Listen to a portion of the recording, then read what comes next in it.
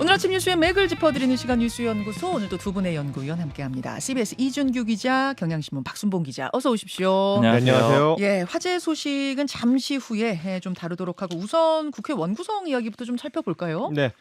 국회에서 어제 굵직한 사건들이 좀 이어졌었는데요. 여당의 일이었죠. 국민의힘이 전격적으로 7개 상임위원장 자리를 받겠다, 네. 국회로 복귀하겠다, 이런 입장을 밝혔습니다. 예. 주말에 진행된 여야 원내대표회장에서 별 소득이 없었던 탓에 어제 국민의힘 의총 결과가 굉장히 여든 야든 모두 관심을 갖는 그런 상황이었는데, 민주당이 먼저 차지한 11개 상임위원장 자리 외에 나머지 것들을 받아서 이제 국회로 복귀하겠다, 이렇게 결론이 나게 됐습니다. 그렇죠. 네, 추경호 원내대표가 이제 이 부분을 제안을 했고, 의원들이 이제 박수로 추인을 하면서 국회 복귀가 결정이 됐는데, 이로써 이제 국민의힘이 진행해오던 보이콧이 사실상 마무리가 되면서 22대 국회 출범 기준으로는 25일 만에, 국회법상 상임위원장당 구성 시한 기준으로는 16일 만에 22대 전반기 국회 원구성이 사실상 마무리가 됐습니다. 아, 초반에는 이거 너무 굴욕적이다, 7개 받지 말자라는 의견이 더 우세했던 걸로 아는데, 이렇게 받는 쪽으로 결심한 배경은 뭔가요? 일단 표면적으로는 민주당이 일방적으로 국회를 운영하는데 이걸 눈뜨고 볼 수 없는 수준이다, 이게 표면적인 이유였습니다. 추경호 원내대표 말을 그대로 인용을 하자면은, 예, 예.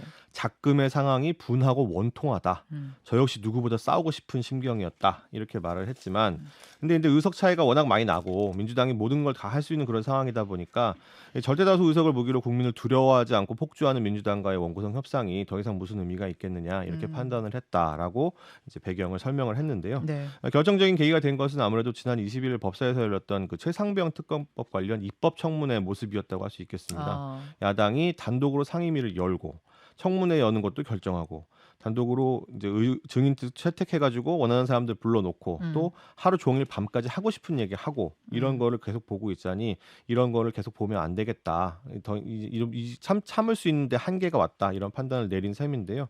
나머지 11개 상임위가 민주당 입맛대로 가기는 했지만, 어쨌든 7개라도 받고 모든 상임위에 들어가서 그 부분들을 맞대응을 하는 것이 옳겠다, 그리고 무기력한 모습을 더 이상 계속 보여주면 안 되겠다, 이런 판단들이 깔린 것으로 보입니다. 그렇군요. 조금 전에 이제 표면적인 이유라고 그러셨잖아요. 네네. 표면적이지 않은 이유도 있나요?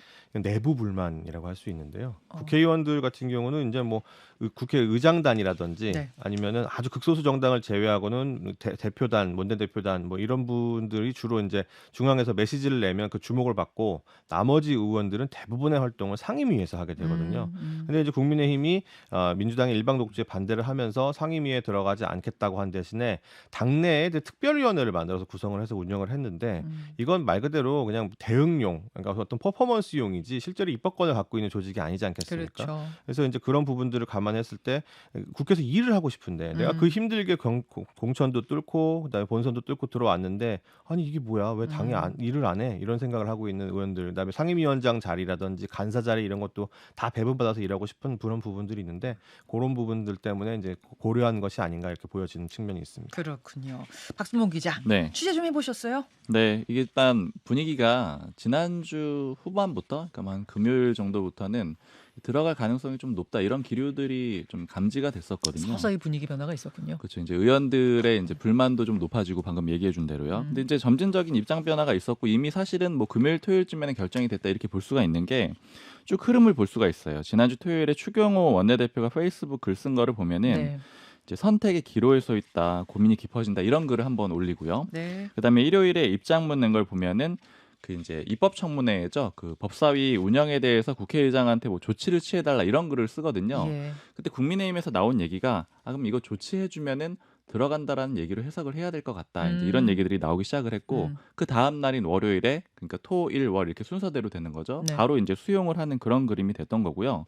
이제 그럼 왜 들어가느냐, 이제 한 3가지 정도 짚어볼 수가 있는데, 일단 첫 번째는 말씀해주신 입법청문회가 있어요. 근데 이제 여권 쪽 얘기를 전반적으로 들어보면은 괜찮았다는 거예요. 방어가 잘 됐다, 이런 분위기들이 있는데, 그러니까 대표적으로 하는 얘기가 이제 소위 말하는 그 선서 거부, 요것만 아니었으면은 기자들 기사 쓸 거 없지 않았느냐, 이런 식으로 오히려 반문을 하거든요. 그러니까 이제 그것 때문에 약간 이제 수세에 몰리긴 했지만, 나머지 내용들은 새로운 것들이 나오지 않았기 때문에 나쁘지 않았다, 소위 말하는 빈손 청문회, 맹탕 청문회가 될 수가 있었는데 문제는 국민의힘 의원들이 거기 현장에 들어가질 않으니까 그걸 전혀 부각을 못 시켰다라는 거죠. 그러니까 결국 그 얘기들, 민주당 얘기들만 쭉 나오게 되다 보니까 그냥 이렇게 흘러가게 하는 거는 별로 좋지 않을 것 같다. 이게 첫 번째 지점이고요. 두 번째로 이제 이것도 역시 아까 좀 짚어주신 내용인데 이 의원들 선수별로 좀 요구 사항을 볼 필요가 있어요. 일단 초선들 같은 경우에는 지금 국민의힘 쪽에 얘기를 들어보니까 그 아예 이제 상임위 소속이 아니라고 생각을 한다라는 말씀을 한번 방송에서 드린 적이 있었잖아요. 왜냐면 강제 배정됐으니까. 네, 강제 배정됐기 때문에 그러한데 그러다 보니까 정부 쪽에서도 여당임에도 불구하고 네. 자료 제출을 요구해도 잘 안 온다라는 거예요. 왜냐면 이제 상임위 배정이 안 되고 특히나 초선 의원들 같은 경우에는 이제 기존의 그런 이제 관계가 없는 상태잖아요. 네, 네. 그러니까 소위 말하는 국회의원으로서의 그런 역할을 전혀 못 하고 있는 그런 과정이었던 거죠. 그러다 보니까 초선들 같은 경우에는 이제 그런 어려움이 있기 때문에 상임위를 하고 싶어하고 재선은 간사해야 되고 삼선은 위원장 해야 되기 때문에 예. 그렇기 때문에 이제 요구들이 좀 많았던 겁니다. 추경호 원내대표 어제 들어가자 하고 나서는 사의를 표명했잖아요. 네. 재신임으로 가는 겁니까? 어떻게 네, 되는 겁니까? 뭐 의원들 사이에서는 그런 얘기들 많이 나오고 있습니다. 이제 뭐 중진 사이에서는 이런 부분에서 어떻게 이렇게 할 수가 있어 이런 소리도 지르고 뭐 이런 네. 부분이 있었는데 네. 또 그렇지 않은 수도권이라든지 민심에 민감한 쪽 의원들 같은 경우에는 바로 뭐 박수치고 이렇게 하면서 뭐 잘 결정하셨다 이렇게 힘 실어주고 이러는 모양새인데 일단 뭐 사퇴를 일방적으로 할 수 없는데 의원들 사이에서 중론이 아무래도 그냥 그대로 재신임. 계시라 그래서 재신임 쪽으로 기울고 있는 것 같습니다. 알겠습니다. 잠시 후 안철수 의원 연결하니까요. 자세한 얘기는 좀 더 들어보고 민주당으로 가보죠. 어제 이재명 대표가 대표직을 사임했습니다. 네. 민주당 이재명 대표가 어제 최고위원회의까지 이제 주재를 하고 그다음에 별도의 기자회견을 열겠다. 네. 10시 10분쯤이었는데요. 조금 전 최고위를 마지막으로 민주당 대표직을 사임하게 됐다. 이렇게 직접 자기가 밝혔고요. 예. 길지 않게 고민해서 저의 거취를 결정하겠다. 이렇게까지 얘기를 했는데 그래서 질의응답에서 8월 전당대회에 출마할 거냐, 뭐 당대표 연임하냐 이렇게 질문을 하니까 출마하지 않을 것으로 확정했으면 뭐 사퇴하지 않았을 것 같다. 이 얘기는 덜려 말하면 사실상 출마 의사를 밝힌 것이다. 이렇게 풀이가 됩니다. 그렇죠. 박순봉 기자는 어디 주목하셨어요? 이제 이게 이재명 대표 쪽에서도 꾸준히 고민이 있었다라는 말씀을 많이 전해드렸었잖아요. 네. 그러니까 찬성파, 반대파 이런 것들이 있었는데 어제 다시 한번 좀 이 대표 쪽 관계자한테 물어보니까 이제 이런 표현을 쓰더라고요. 이제 저도 반대했던 입장이긴 한데 이 연임은 참 가혹한 측면들이 있다. 자신을 워낙 소진시키게 될 것이다. 이런 표현을 하면서도 그럼에도 불구하고 당내 압도적인 분위기가 있어서 불가항력이다. 이렇게 얘기를 하더라고요. 이제 제가 여야 고루 취재하면서 좀 느끼는 거는 여당 쪽에서는 네. 이재명 대표가 압도적인 지위를 가지고 네. 원하는 대로 당도 운영하고 그러면서 연임도 하고 이런 걸로 보는데 일극 체제란 말 쓰잖아요. 네. 그런데 실제 좀 내부 얘기를 들어봤을 때는 네. 이재명 대표가 이렇게 연임을 하고 이런 거의 배경에는 오히려 당원들의 강력한 그런 이제 의사 전달 같은 것들이 있는 거거든요. 당원들의 요구. 그렇죠. 그러니까 어. 그런 것들이 완전히 이재명 대표의 뜻이냐라고 하면은 그건 좀 장담할 수가 없는 거예요. 그래요? 네, 그러니까 당원들이 원하기 때문에 네. 이재명 대표의 뜻이 되는 그런 형태라고 오히려 보는 게 맞는 거겠죠. 그러니까 어. 이재명 대표는 대선 후보가 돼야 되고 다음에 대선이 목표이기 때문에 당원들의 뜻을 거스를 수가 없거든요. 어허. 그럼 당원들이 압도적인 지지가 있으면은 네. 해야 된다라는 그런 이제 입장인 거기 때문에 이게 완전히 이재명 대표에게 좋은 것이냐 이거는 좀 의견이 엇갈리는 것 같아요. 아니 근데 지금 사법 리스크가 워낙 크기 때문에 대표직을 가지고 있는 것과 안 가지고 있지 않은 것의 차이가 크다는 건 지난번 체포동의안 표결 때 봤잖아요. 네. 그때 이제 구속영장이 청구되느냐 마느냐 이때도 봤고 그런 것들이 작용했다고 봐야 되는 건 아닌가요? 그것도 작용했다라고 볼 수는 있는데 사실은 제가 취재하기로는 민주당 내부에서는 지난번에 소위 말하는 가결파들은 사실상의 총선 공천 과정을 거치면서 거의 척결이 됐거든요. 다시 한번 그런 일이 발생한다라는 거는 좀 어렵다라고 보는 게 좀 일반적인 분위기인 것 같아요. 왜냐하면 당원들이 완전히 그때까지만 하더라도 반대파들도 뭐 찬성파들도 그 세력이 어느 정도는 나눠져 있는 분위기였는데 그렇죠. 가결하면서 완전히 기울어져 버렸었거든요. 그렇기 때문에 당원들의 의사가 더 압도적인 것 같다. 이런 네. 분위기 지금 취재인데 잠시 후 정성호 의원 출연합니다. 예, 친명계 좌장으로 불리는 정성호 의원의 생각은 인터뷰로 확인을 하고요. 자, 그다음 이제 넘어가야 할 이슈가 어제 가장 큰 이슈였던 경기도 화성에서 발생한 1차 전지 공장 화재 소식인데요. 여러분 어제 오전 10시 31분쯤이었습니다. 22명이 사망했고 8명이 다쳤습니다. 그야말로 참사입니다. 사망자 22명 가운데 20명은 외국인. 여러분 이게 리튬 건전지라는 것에서 시작이 된 건데요. 리튬 건전지라는 건 일반 건전지하고는 다릅니다. 계속 재충전을 해서 사용할 수 있는 거예요. 무선 이어폰, 노트북, 전동 킥보드 뭐 이런 곳에 쓰는 그런 배터리입니다. 화재가 발생한 곳은 리튬 건전지 완제품을 쌓아놓고 마지막 포장을 하는 곳이었어요. 불꽃은 단 한 개의 건전지로부터 시작이 됐습니다. 그런데 350평 전체로 번지는데 단 15초. 자, 도대체 왜 이렇게 불이 빨리 번진 건지, 또 인명피해를 줄일 방법은 없었던 건지, 이건 전문가를 연결해서 자세한 얘기를 들어보도록 하죠. 우석대 소방방재학과 공하성 교수 연결이 되어 있습니다. 공 교수님 나와 계십니까? 네, 고맙습니다. 일단 최초 발화 원인이 궁금한데요. 사용 중도 아닌 완제품 건전지에서 왜 불이 난 거죠? 리튬 전지에서 불이 난 걸로 일단 추정하는데 예. 리튬 전지가 불이 나기 위해서는 강한 충격을 주었다든지 아니면 제조상의 결함으로 이 플러스 마이너스 거기 있는데 거기에 분리막이 있습니다. 예. 이 분리막이 손상이 됐다든지 하면 이 고열이 발생이 되거든요. 예. 고열이 발생하면 이게 폭발로 쉽게 이어지고요. 또 한 가지는 이 리튬이 물과 만나면 네.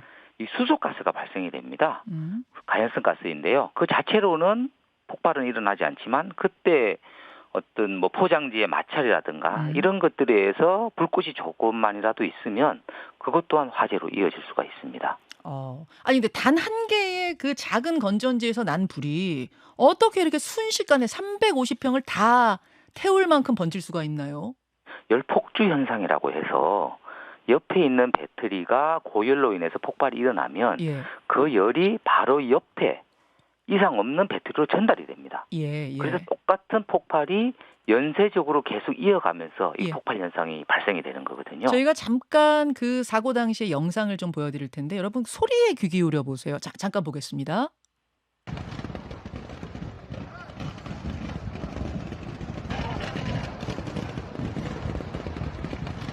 예, 이게 이제 주변에까지 선명하게 타닥타닥 소리가 나죠. 그러니까 목격자들 제보에 따르면 이 타닥타닥 소리가 연속적으로 마치 전쟁통에 뭔가 계속 총을 쏘듯이 폭발하듯이 이렇게 들렸다는 거예요.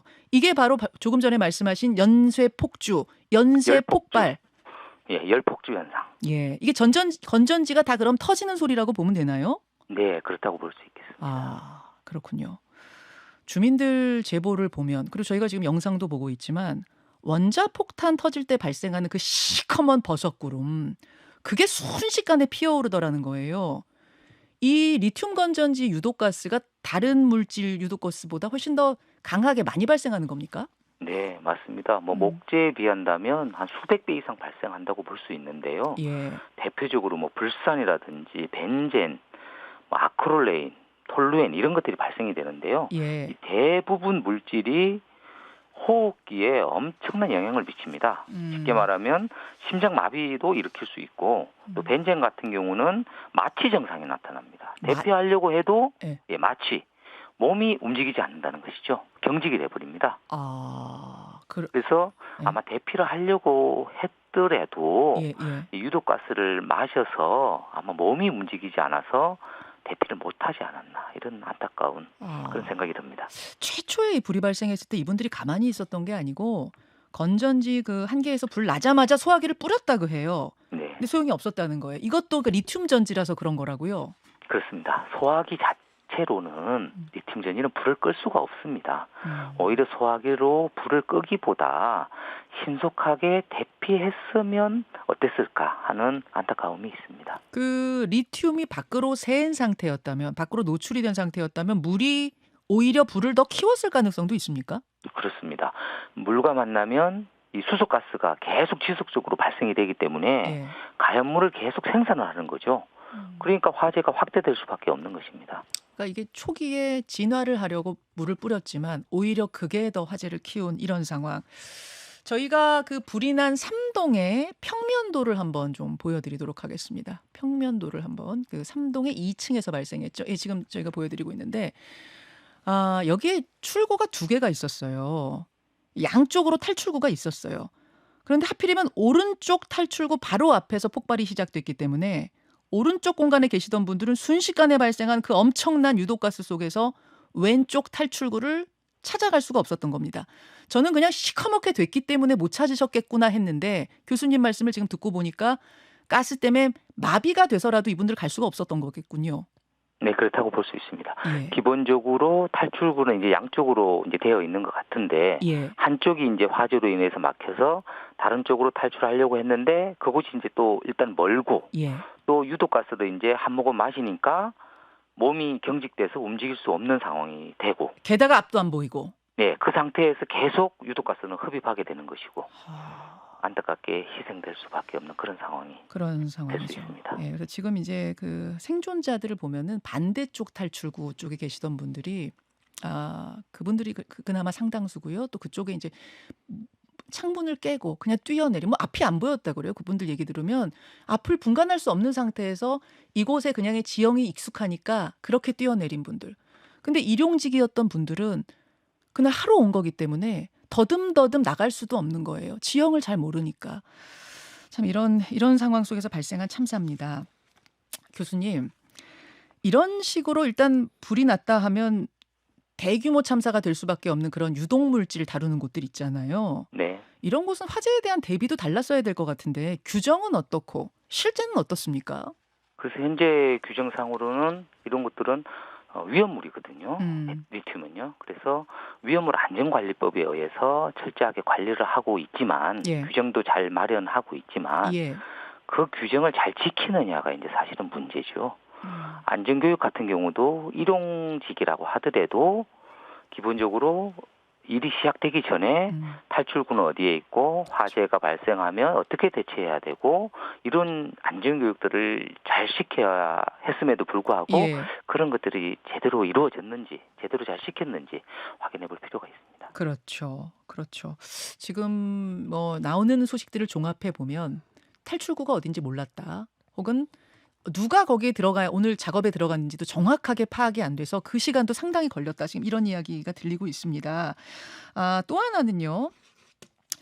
어제가 월요일이었죠. 근데 토요일에 다른 곳에서도 화재가 있었는데 뭐 쉬쉬했다 이런 이야기가 지금 들리고 있어요. 증언이 들리고 물론 조사는 좀 더 해봐야겠습니다만 그게 이 화재의 전조 증상은 아니었느냐. 이 부분 혹시 어떻게 알고 계세요, 교수님? 충분히 그럴 수 있다고 보죠. 미국 같은 선진국인 경우에는 뭐 조그마한 화재가 이런 것들이 발생됐다고 하더라도 예. 기본적으로 신고를 하도록 돼 있습니다. 그래서 그런 화재 원인 조사도 철저히 하고 그런 데이터를 또 축적을 해서 그런 유사한 화재가 일어나지 않도록 이런 조치들을 취하고 있는 반면에 우리나라 같은 경우는 어떤 그 회사의 이미지 이런 측면을 고려해서 그런지 뭐 조그마한 화재 같은 경우는 회사 내부에서 조용히 처리하려고 하는 경향이 상당히 높습니다. 이런 것들은 앞으로 절대 없어야겠습니다. 이 부분 되게 중요하네요. 만약 우리 회사에서 우리 집에서 조그만한 뭐 성냥불이 타가지고 조그만한 불이 났는데 껐어요. 소화기로 껐든 뭐 물로 껐든 그러면 그거 신고 안 하거든요. 내가 네. 처리했으니까. 네. 근데 교수님 말씀은 그렇더라도 그것조차도 껐더라도 신고해야 된다 그 말씀이세요. 네, 신고해서 데이터를 수집해서 그러면 이제 정부나 지자체에서 이런 화재를 어떻게 하면 줄일 수 있을까? 그런 대책을 또 내놓을 수 있지 않겠습니까? 저 공장에서 토요일에 만약 불이 났었다라고 하면 그 뭐 조사해봐야 됩니다. 어느 정도 규모인지도 지금 모르겠습니다만 불이 났었고 자체적으로 껐다면 이렇게 유추해 볼 수 있지 않나요? 그 비가 많이 왔지 않습니까? 네. 누수에 의해서 아까 리튬 건전지는 리튬과 물이 만나면 불이 커진다고 말씀하셨는데 그런 경로에 의해서 그러니까 누수에 의해서 불이 났을 가능성. 만약 신고를 했다면 그 부분에 대한 조사가 있었을 수 있고 그러면 어제 월요일에 대형 참사를 막을 수도 있지 않았는가 이렇게 유추도 가능한 거 아닙니까? 그렇다고 봅니다. 일단은 누수에 의해서 화재가 가연성 가스가 발생했고 화재가 났다고 하면 예. 그 누수에 대한 것을 뭐 주말이라도 철저하게 점검을 하지 않았겠습니까? 그렇죠. 그러면 화재가 일어나지 않았을 수도 있다 이렇게 생각할 수도 있습니다. 예, 그런 유추가 가능합니다, 여러분. 그래서 토요일에 전조 증상에 우리가 주목을 하고 조사를 해볼 건데요. 어제 화재는 6시간 만에 진화가 됐습니다만 그 리튬 건전지에서 나온 독성 물질이 도대체 어디까지 퍼졌는지도 조사해봐야 된다, 주목해야 된다 이런 지적이 있더라고요. 이건 무슨 얘기입니까? 그 미국 그 유해물질안전관리국에 의하면 예. 리튬 배터리에서 화재가 발생하면 예. 최소한 800m까지는 그 반경 800m까지는 위험하니까 그 이상으로 대피를 하라 이렇게 공고를 하고 있습니다. 예. 그렇기 때문에 한 최소한 200에서 500m 근방까지 아니면 800m 그 반경까지는 그 독성에 대한 위험성이 있을 수 있다 이렇게 생각해 볼 수 있는 것입니다. 아, 그 유독가스 때문에요? 네네.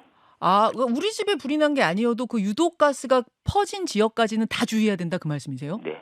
일반적인 유독가스는 외부로 배출이 되면 대기에 확산이 되는데 예, 예. 또 공기보다 무거워서 바닥에 체류된다든가 이런 물질들도 있거든요. 그리고 어떤 물건들에 달라붙어 있는 경우도 있습니다. 네. 그렇기 때문에 이런 부분들도 주의를 하고 혹시나 화재난 공장 인근에 혹시 거주하고 계시다면 창문을 잘 닫아놓는 게 중요하고요. 네.